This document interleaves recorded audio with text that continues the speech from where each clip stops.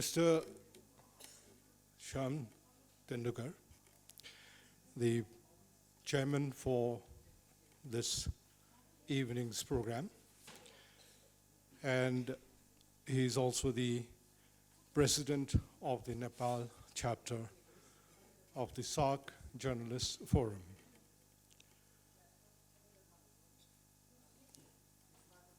Chief guest, Mr. Rajesh Chauhan, GTA Sabha, Rector, St. Joseph School, Father Stanley Verghese, Reverend Father Samuel, and all distinguished guests from Nepal, from Bangladesh, and from Bhutan. And my fellow North Pointers, it's good to be back. I'm visiting, of course, last year. I think probably when this Joseph and the Dreamcoat was being put up here, I happened to be here, and I also happened to have directed that play several years back in the Fraser Hall.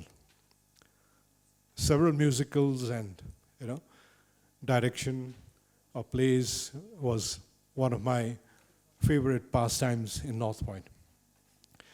Actually, I think I was a slow learner as I entered school, and then this was in 1964 in class 3, and I left only in 2005. That's, of course, because part of that time, 23 years actually, I was in North Point as a teacher, and the last 7-8 years as the vice principal.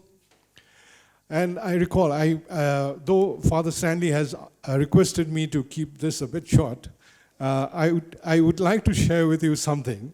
That is, after I was appointed, first of all, where the lounge is, my office used to be there, a very dark place there because of the offices being located there.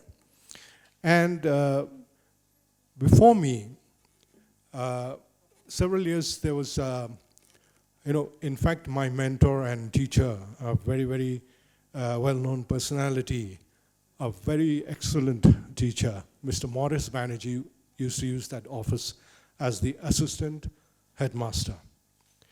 And outside the office, there was written ASST headmaster. So after I was appointed, and therefore later on the designation was changed to vice principal, but I recall it was very amusing that one of the days I came to the office in the morning, and I saw that the T has been removed. From the ASST, the T had been removed. So anyway, that was what our school days were like. And of course, I being a North Pointer, there are many memories in many places, in the dorms, in the classrooms, and in the hallways, on the playing field. So I carry a lot of memories, good memories. And of course, my other mentor was Father Van. And in 1998, the first Darjeeling North Point School Alumni Association was formed, and I was the founder, general secretary. And because nobody else wanted the job, I was landed with it for about 9 years, I think. So anyway, it's good to be here. So I'd like to wish a warm welcome to everybody, and my greetings to all distinguished guests. And the point that I have been asked to speak about is on innovation in education. So therefore, I will delve into this matter. I'll try and make it simple and short for especially the majority of our audience, the students, my fellow North Pointers sitting there. So though not very adept Now I'd like to put forth my views on innovation in education. There have been many educators who have formulated this matter of innovation in education. So I will put some of that and a few insights that I have of my own and what I am doing in the school where I am. After leaving North Point, of course, I was appointed principal of Assam Rifles Public School in Shillong. And immediately thereafter, the next year, I was invited to Tashi Namgyal Academy in Gangtok as the principal. I was there for 7 years, and thereafter, I was invited by Mr. Rajesh Kharkar, the chairman of GEM School in Kathmandu, to take over as the principal. And there I was principal and academic director before I decided to come back. And I think probably you heard the name of Mr. Rabindra Kumar Subba, director of Himali Boarding School. So after I came back, I helped set up the Himali Boarding School Select in Siliguri, training the principal, the teachers, the admin staff, and the students. And then I was again requested by Mr. Rajesh Kharkar, the chairman of GEM's school, to be back in Kathmandu. So I'm back in Kathmandu since last year. So, innovation, what does it mean?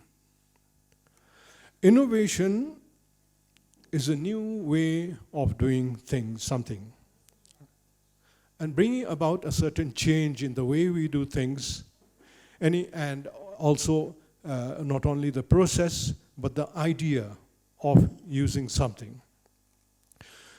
Here, I think all of you are familiar with the word Velcro.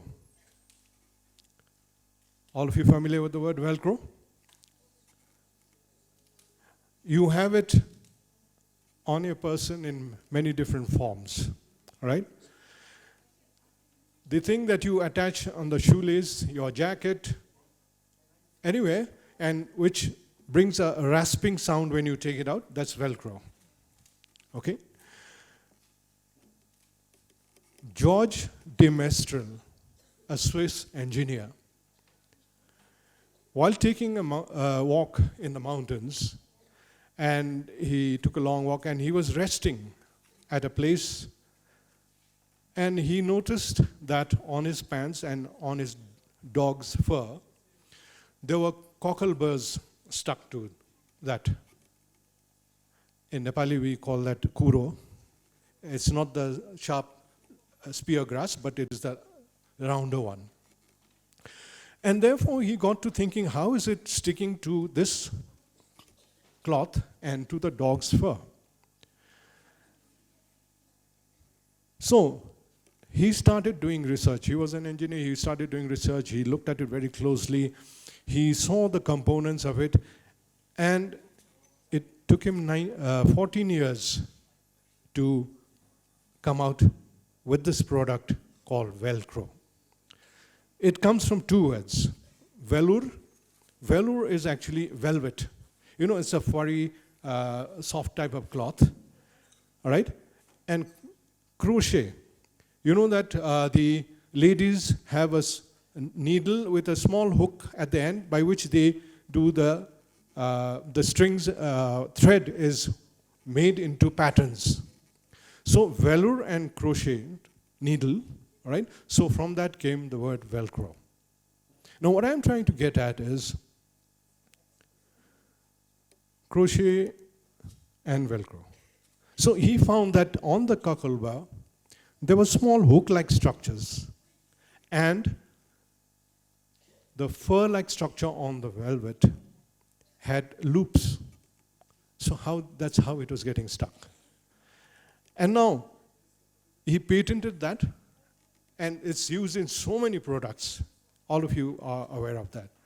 But you may also be aware that when the astronauts go to the space station, one of the things that they have is this Velcro on the back, so that they attach themselves there so that they don't float around when they're sleeping. There's weightlessness. So that's an innovation. We all have seen a screwdriver, a scissor, a knife, a corkscrew, bottle opener.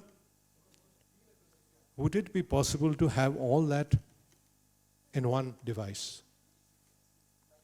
What is that device called? Swiss knife. Innovation. All right? Those things were already there. But an idea to keep it in a different form, to make it more effective, that is innovation. So therefore, the innovation, how is it related, that Swiss knife and this Velcro, how is it related to education, you might ask? That was just an example. But what I'm trying to say is that there are processes which are already there. But how do we use that? I said, remember, innovation is the change in the process to make something more effective, right? So it's not an invention as a first time George Mestral made that Velcro, that was an invention. But the use of that in various ways was the innovation. So how does innovation help? Innovation helps in exploration and experimentation, critical thinking and collaboration. It creates an engaging environment. When somebody is engaged, the attention becomes focused. So therefore, if we use these tools, you can get the full focus of the students. It develops communication skills, problem solving and decision making skills. And most important, in my opinion, it builds a better emotional bonding between teacher and student. There is an adage for ladies, there was to be said, a way to a man's heart is through the stomach.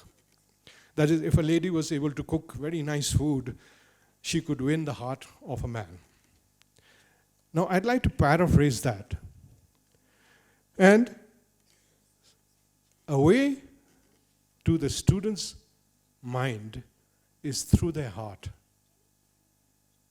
Teaching is an emotional business. It's not a dry thing.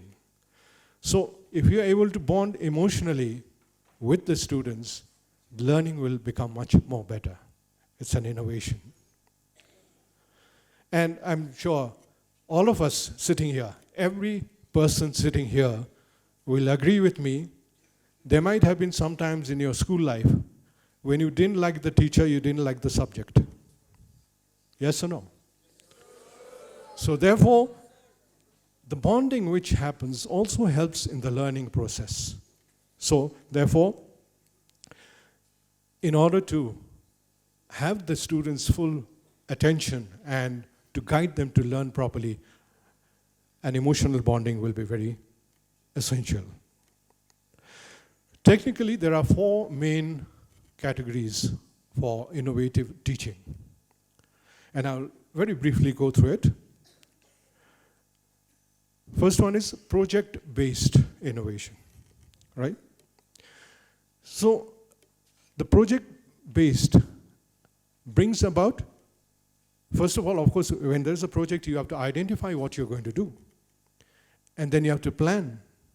And then you will have to collaborate, experiment, and therefore learn, right? So first one is the project-based. The second one is the inquiry-based.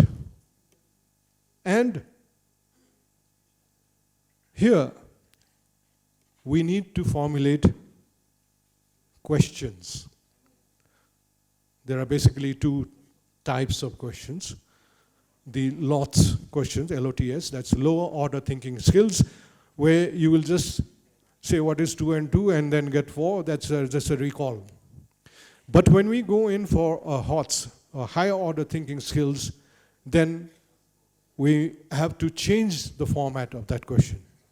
Recently in Nepal also, there has been a change in pattern in the mathematical questions also. I was discussing with my staff. There is a wall, this much by this much, all right? What is the area? That's a LOTS question. Low order thinking question. There is a wall, but there are two windows of this dimension. Now, what is the area of the solid part only? Now, that is a hot question. A simple twist brings about a change in the thinking process. So, the third one, which I use in my school also, not very often, but I do that, is the flipped classroom. Flipped classroom meaning, all right, generally what do? You go to the class, you get taught, you given a homework, and you come back with the homework. In the flipped classroom, the video or podcast or reading material that is given to you beforehand, you have to read that and go through that and make a summary of it and bring it to the class. And then you do the assignments in the class. So you do your homework in the class, actually. Your reading takes place there. So it gives much more time for discussion and for the teacher to be able to guide the assignments, guide the students in being successful in their assignments. And last of the four is gamification. Gamification, that's changing something into a game, right? I think many of the teachers do use this. Just the term is a bit different. You have quizzes in the class. You have group work. You have timed worksheets and assignments, and then you get a reward at the end of that. That is gamification. So these are the four types of innovative teaching that can be done. Now, innovation in other areas, in my opinion, has to be very strong student-centered learning pedagogy being used. And for that, I find most of our schools are still, we are lagging behind in the 19th and 20th century. Even the infrastructure has to be changed if we are to catch up with the 21st century learning. We have desks, of course we have been able to do that in GEMS till grade 6, now we have already approached till grade 6.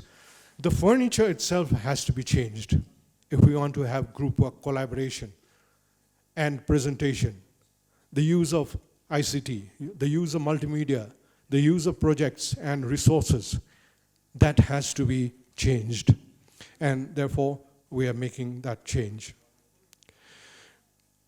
Teachers will have to make use of the learning styles. The visual, auditory, and kinesthetic styles has to be incorporated into the lesson plan. And I have made teaching aids mandatory because visualization is very, very important. Teachers go and teach something and think that the student has understood, but the student has not understood. And then at the time of exam, oh, why did this person fail, or why did they did not understand? I'll just give you a very simple example. Area of a cylinder, all right? Student gets flustered by seeing that cylinder. Two closed ends and a round cylinder. I take a scissor and I cut this, and what does it become? It's a rectangle. You can find very easily the area of that rectangle. And pi r squared, the round surface on the two sides, done. You have a triangle. You're trying to find the area of a triangle. For visualization, of course, there are, of course, mathematical procedures are there, but for visualization. I have a triangle here. I'm trying to find out the area of this triangle. I simply make it into a square. Find the area and divide it by 2. You get the area. These are innovative methods of learning, right? These are just some examples. And teachers teach subjects, content, very satisfied with it, right? But teachers don't teach the students how to learn that content. So therefore, the use of structures like mnemonics, diagrams, flow charts, graphic organizers, these are the ways in which you can make a student's learning more effective. So therefore, that is innovation. And I also have introduced peer mentorship. It's there, the tool is out there, but we hardly use it in our schools. And the teachers do not, maybe are not aware of these tools. Peer mentor, what does it mean? You have a student who is strong in one subject and you have a student who is weaker at the subject, keep them side by side. He can ask and learn faster from him than from the teacher. Of course, teacher will be there to guide, but peer mentorship is one of the methods that has to be done.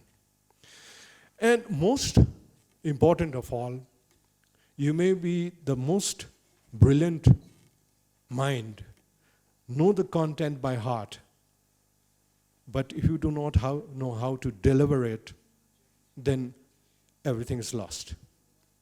And one of the reasons why it gets lost is because of lack of proper class management. So I have a constant updation of this class management in my school, and wherever I have been in the various schools, I have tried to generate this. And it's not easy because we are, fundamentally human beings are very comfortable at the place where they are. We do not want to come out of our comfort zone. So therefore, it is for us now, if we want to teach the 21st century skills, I think John Dewey has said that if we teach today's children like what we taught yesterday's children, that tomorrow will be lost. And also, I remember a very famous quote that is, when I was in doing my graduation, I had read one book, Future Shock by Alvin Toffler, 1970. In that, the present situation, the 21st century skills that we talk about, Alvin Toffler, and I quote, "The illiterates of the 21st century will not be those who cannot read or write, but it will be those who cannot learn, unlearn, and relearn," unquote. Because there's so much of rapid change. Every day something is changing, so you have to have the ability to learn it, to forget about it, and learn something new. So therefore, innovation in education, I feel, is very important. And with these words, I'd like to end my speech. Thank you.